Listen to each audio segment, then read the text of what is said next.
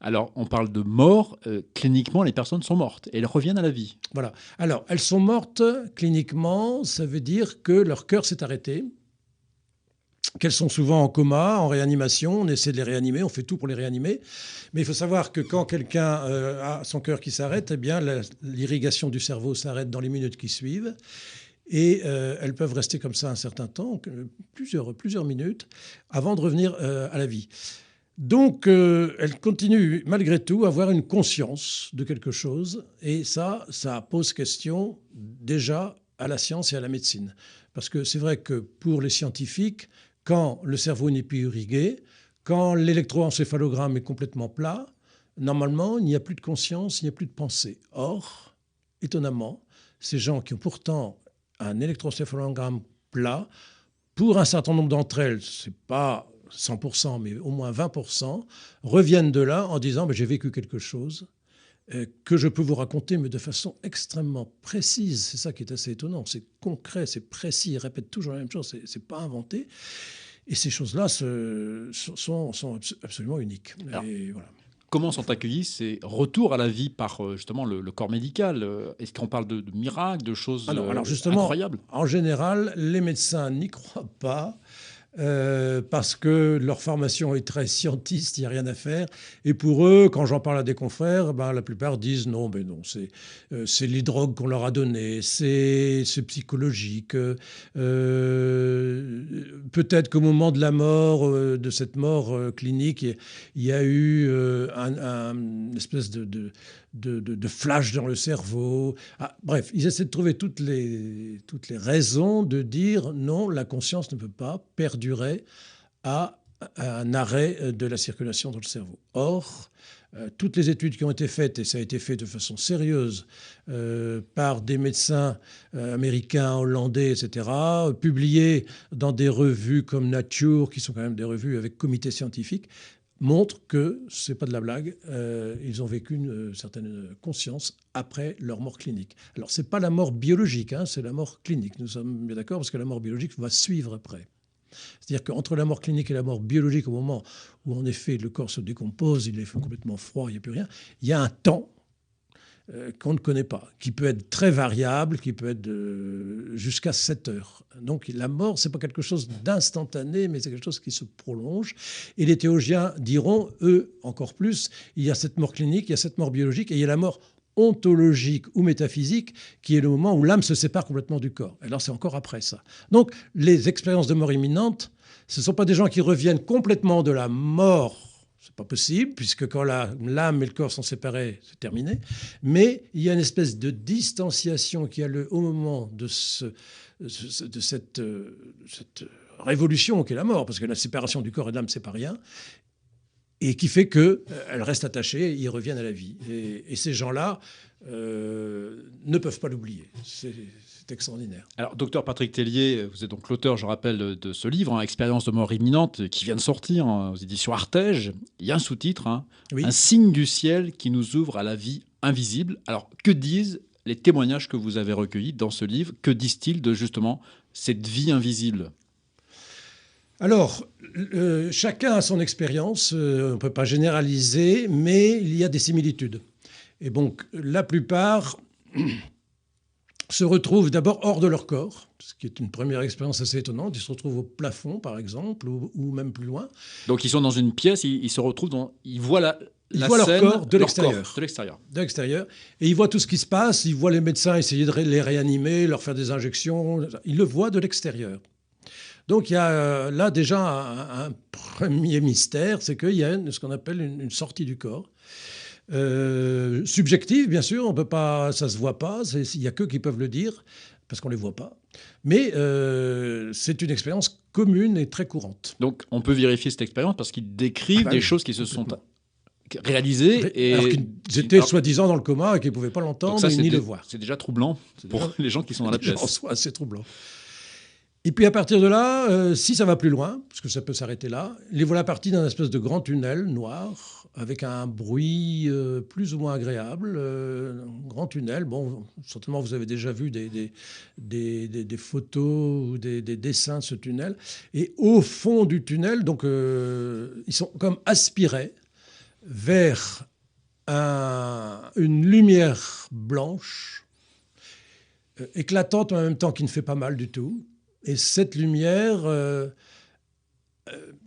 a pour la particularité d'apporter une paix profonde aux gens qui la voient, à travers un être de lumière présent dans cette lumière. Donc il y a une présence, c'est ce que vous présence. dites, dans cette lumière. Elle est habitée, enfin, elle est peut-être même quelqu'un. Semble-t-il. Et ensuite, une fois qu'ils ont cette lumière en face d'eux, alors là, souvent présence, aussi, que se passe-t-il? je dis souvent aussi parce que c'est pas général non plus, mais la plupart revoient toute leur vie. Et ils font une revue complète de leur existence, tout ce qu'ils ont pu faire, de bien, de mal, de moche, et cette revue de vie se fait dans une ambiance très sans culpabilité, sans violence, sans crainte, sans anxiété. Un peu comme le film de notre vie qui se déroule devant nos yeux. Oui, complètement, le film de notre vie qui se déroule devant nos yeux. Et quel âge qu'ils aient. Hein, je parle dans mon livre d'une jeune fille de 12 ans qui va revoir toute sa vie pendant 12 ans et qui va voir ce qu'elle avait fait qui n'était pas bien et qui était bien. Elle le sait. Donc il y a la perception dans cette relecture de vie du bien et du mal. Du bien et du mal. C'est pas une lecture plainte. Ah non, pas complètement, pas du tout plainte. Une appréciation de la personne. Une appréciation, mais dans encore une fois, dans une ambiance cool, je dirais. Voilà, bon, oui, il faut prendre un mot moderne. Oui. Moderne. Donc ça, c'est quand même aussi une surprise. Hein. Et alors à partir de là, en général, ils reviennent, puisque ça dure, on ne sait pas combien de temps. Bon, dans notre temps à nous, ça dure très peu de temps. Ça peut être qu'une minute. Eux, quand ils reviennent, ils n'ont plus la notion du temps. Ils ne savent pas combien de temps ça a pu se passer, en combien de temps ça a pu se passer. Mais ils reviennent donc à la vie parce qu'on les a réanimés d'une façon ou d'une autre. Et quand ils reviennent à la vie, cette expérience est inscrite en eux, dans leur mémoire, est tellement fort qu'ils ne pourront jamais l'oublier. La plupart n'osent pas en parler, parce que s'ils en parlent justement aux médecins, ils vont dire oui, c'est grâce à nous qu'on vous a réanimé, écoutez, vous avez rêvé, on ne veut pas les croire. Et donc beaucoup se taisent et ils le gardent pour eux. Et puis il faut du temps pour qu'ils l'expriment. Oui, et parfois, sans doute, je crois que c'est dit dans votre livre aussi, on peut être troublé, voire peut-être désolé de revenir sur la Terre. Est-ce qu'il y a quelque chose de ça aussi? Oui, ça peut arriver, parce que la plupart veulent rester là où ils sont tellement ils sont bien. Et même quelquefois, on leur fait choisir et bon, ils disent moi je suis là bien, mais non, tu retournes. Donc ils retournent sur Terre et certains peuvent même en arriver à se culpabiliser en disant c'est fou, j'étais là-bas et j'aurais abandonné ma femme, mon mari, mes enfants, j'étais prêt à ça tellement c'était beau. Donc c'est une expérience unique qu'ils vont garder en eux et qu'ils ne peuvent pas ne pas sortir un jour ou l'autre à d'autres. Ils en parleront. Et moi, depuis que j'ai écrit, ça fait quand même que peu de temps que ce livre est sorti, avec les quelques dédicaces que j'ai faites, j'ai déjà rencontré 5 personnes qui en avaient fait de ce genre d'expérience et qui n'en parlaient pas. Et donc, ça leur donne l'occasion d'en parler. Donc le livre est un lieu justement de rencontre pour vous en tant qu'auteur avec des personnes qui viennent à vous pour parler et confier finalement un témoignage. Et finalement, peut-être qu'il y a beaucoup plus de cas que ce que l'on sait aujourd'hui. Beaucoup plus. On pense qu'il y a à peu près entre 1 million et 1,4 million Français qui auraient déjà vécu ça officiellement. Mais en fait, je pense qu'il y en avait beaucoup plus, 2 millions, 2,5 millions au moins. Alors, pour ceux qui nous écouteraient ou qui nous regarderaient, donc vous êtes toujours passionné par ce sujet et vous en devenez... Ça fait longtemps que je suis passionné par ce sujet. Depuis le premier livre, Princeps, qui a été écrit par le docteur Moody, qui est un Américain, qui avait écrit ce livre qui s'appelle La vie après la vie, en 1974 aux États-Unis. Moi, j'étais jeune étudiant, je terminais médecine, lui était jeune étudiant en médecine, et il a mon âge. Et ça m'a toujours passionné. J'ai conservé précieusement des tas de livres sur le sujet, des témoignages que j'ai eus à droite et à gauche. Et puis, il a fallu que je sois à la retraite pour avoir le temps de mettre ça sur papier. Alors, le livre, il faut le dire, est préfacé quand même par un évêque. C'est Monseigneur Hayet, l'évêque de Bayonne. Et donc, c'était important pour vous, ce livre, qu'il soit préfacé par un évêque, par un homme d'église? Ça donne quand même comment dire, parce que ce qui est étonnant, c'est que ces faits ne viennent pas de l'Église. Et c'est ça qui est intéressant. Donc c'est monsieur, madame, tout le monde qui parle, hein. Chrétien, pas chrétien, chrétien, pas chrétien. Voilà, c'est ça qui est intéressant. Parce que, et c'est pour ça que je l'ai écrit, parce que moi je l'ai écrit dans un but d'évangélisation. On ne pourra pas nous dire, mais ça c'est l'histoire du curé.